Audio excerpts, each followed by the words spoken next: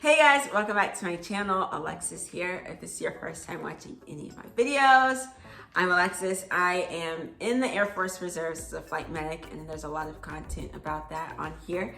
I also am opening up my channel to girl talk and dance, my passion. So a lot of stuff to get mixed in here, but I want you guys to tap into it. And in this video, we are talking about the 5 things you must know about your lady parts. Okay, I think it is so important to have these type of conversations because it's just good knowledge for us to have.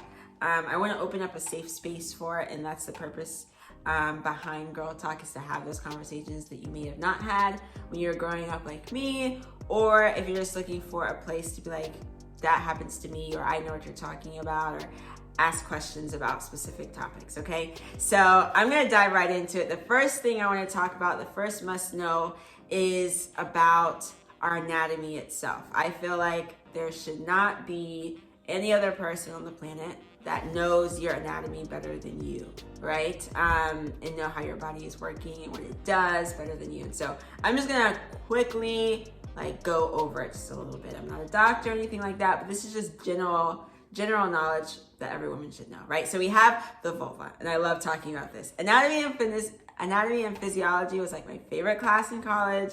I loved taking it when I needed to for my medical training in the military, and so much fun. But anyway, here we go. So we have the vulva, right? And when people talk about the vagina, they usually mention these parts, and it's not really the vagina, it's the vulva, the outer part of the female genitalia, which includes the labia, the minor and the major, right? Then we have the urethra, which is the hole that we pee out of, okay?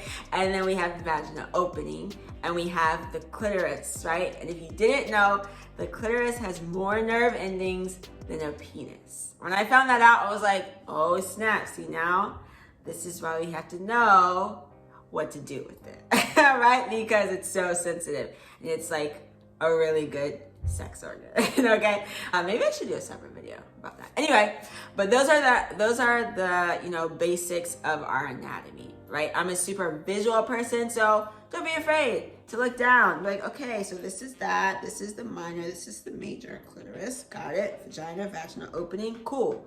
We know what's going on down there, okay? The second thing you must know is about odor, right? We all have a natural smell, a natural odor. That's not a bad thing, it's a natural thing. Just with being a woman, we have a natural smell.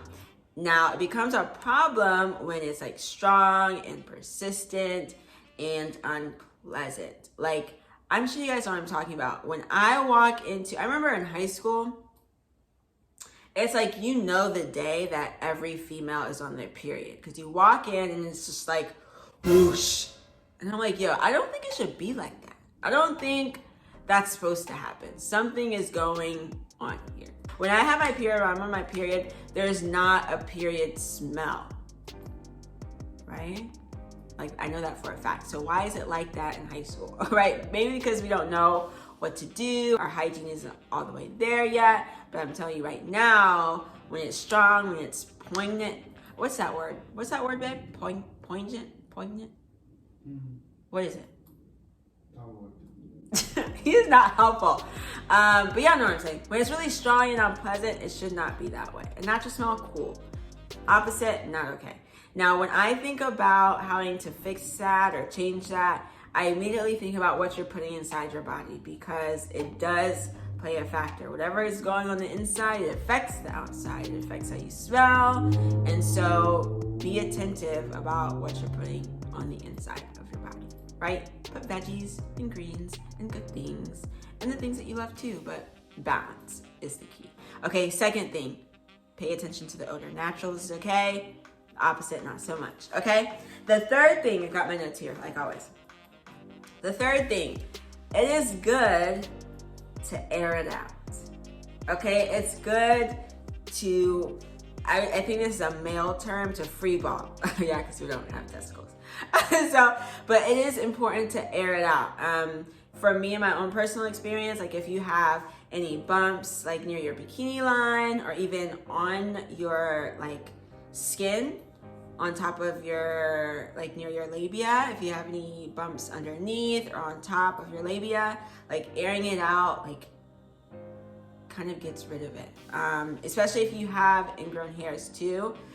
Ingrown hairs usually happen because you're wearing super tight clothing and then the hair can't grow and then it curls and then it goes back into your skin. So if you give your body the opportunity, your genitalia, the opportunity to air out, it is helpful, it's beneficial. I find it beneficial for me. Like if it's like automatically your genitalia down there, your lady parts are like itchy, like if you air it out over the night, the next day, like you're straight, right? So airing it out is a good thing. I think the best time to do it is while you're sleeping, because I mean, you're sleeping, you're chilling.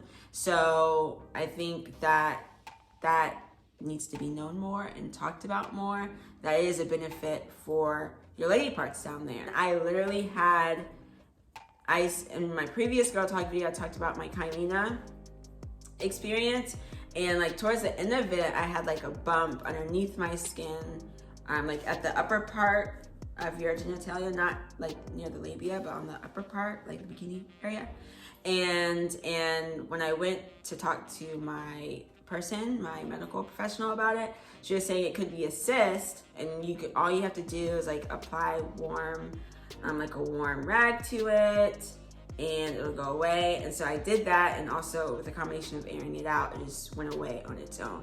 So if you have any bumps or anything, it does help that. Okay, so airing it out, must know that it does help. It's a good thing for you and your lady parts and your girl. Okay, the next thing I want to talk about is discharge. Okay, so for the longest time, thought discharge was like a weird me problem. Like I was like, why are things coming out without my permission? Right? Why am I leaking? Why is that happening? And it's clear, and what is it? Right? And so it is a natural thing. It's a good thing, actually. It is a natural process. It's a natural, healthy bodily function. And I looked this up as well, like, because I wanted to know, like, is this okay? Should this be happening? And the answer is yes. And I wrote down what I found too. It says that discharge, it's your body's way of cleaning and protecting the vagina. Like, that's beautiful. That's amazing. So discharge is a good thing. Now, there's different types of discharge too, right? There's clear, which is natural, which is normal, clear and runny, or even like clear and like thick a little bit. That's okay. It could mean that you're ovulating. If you're having it before or after your period. Even after your period, your discharge can change to like a brown color, which I also talked about in my Kylina video. That's also a natural thing. Now, if you're getting a strong odor and it's yellow and it's green, problem. Okay, but if it's clear, if it's a little thick or runny or even brown at the end of your period, that is okay. Okay? Yeah? Hopefully that was helpful. Because when I learned that, I was like, oh, my body is just cleaning itself.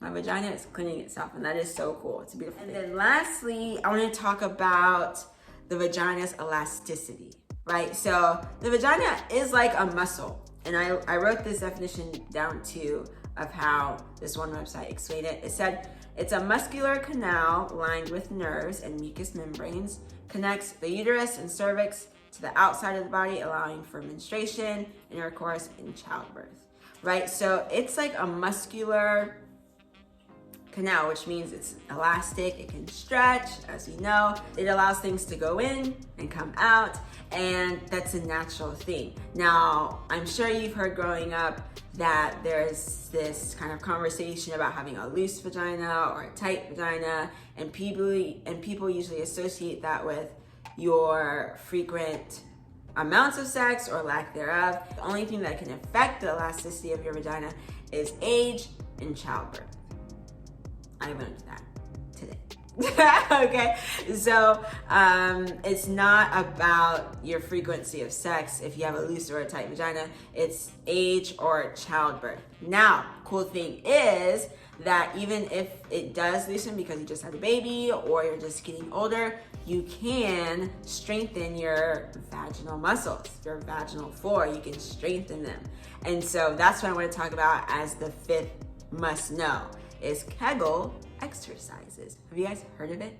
So Kegel Exercises is basically strengthening your pelvic floor, your vaginal muscles, so that it gets to the elasticity that you would like, or if it's loosened, you can kind of strengthen it back up, right? And then that way your sexual experience is great, and you're strengthening the muscular canal of your body, which is super cool. So Kegel Exercises, basically you identify your pelvic floor, your vaginal muscles, and then you try out the technique, and then you just do it repeatedly. So if you don't know where your pelvic floor muscles are, your vaginal muscles are, you can find them quickly by interrupting your pee stream, basically. So like, for instance, if you went to go pee, and then you stopped peeing, and you held it, and then you continued to pee. Those are like the muscles we want to target, right? So you can do these exercises anywhere.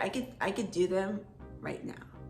I'm tightening and then relaxing, right? So you can do them anywhere. It's not like you have to be in a secret room in your corner. Like you could do them at the office, at work if you're bored, at home, to strengthen your muscles. And so once you identify those, when you're doing the exercises, you also want to try not to tighten your stomach or your butt or your thighs or anything like that. You really want to focus on just your pelvic floor and your vaginal muscles. So the exercises go like this. So you would also imagine, if this is more helpful, if you're sitting on a marble and you pick up the marble and you hold it for 3 seconds. 1, 2, 3. You can do it now, and then you release. 1, 2, 3, and then you do it again. Pick it up.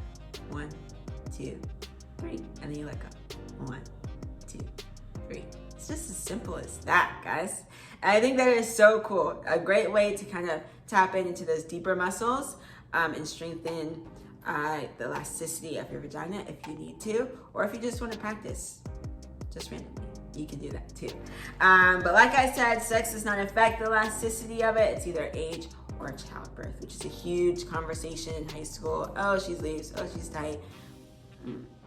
That doesn't really play a factor. Okay, those are the 5 things I wanted to talk about the lady parts, about our girl down there, because it is so important to be in tune with our body, to know our body better than anybody else. I feel like that's so important. You can't allow someone into that space without you knowing what's going on.